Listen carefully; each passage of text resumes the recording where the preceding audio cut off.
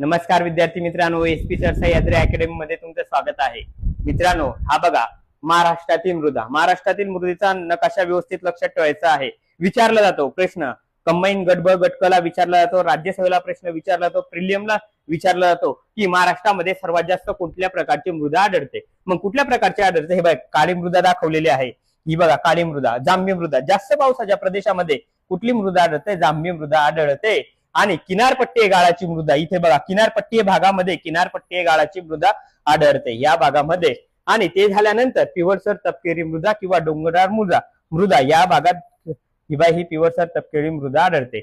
बघा ज्या प्रमाणात म्हणजे महाराष्ट्रामध्ये जशा प्रमाणात पाऊस पडतो, ह्या भागामध्ये जास्त पाऊस पडतो, 300 सेंटीमीटर पेक्षा जास्त पाऊस पडतो। सरासरी म्हणजे 310 सेंटीमीटर पाऊस पडतो।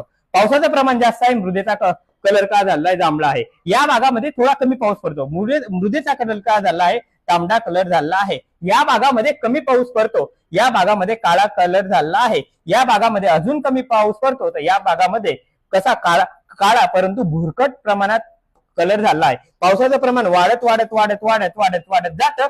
आपण जसजसे इथून निश्चित पावसाच्या प्रदेशापासून पूर्वेकडे जावे तसं पावसाचं प्रमाण वाढत जातं। मृदा समजण्यासाठी तुम्हाला पाऊस समजणं अत्यंत आवश्यक आहे। आपण पुढच्या लेक्चरला पावसावर सुद्धा लेक्चर घेऊ। तुम्हाला असेच नवनवीन व्हिडिओ पाहायचे असेल तर कमेंट करायचे, लाईक करायचे, चॅनल सबस्क्राईब करायचं आहे। धन्यवाद।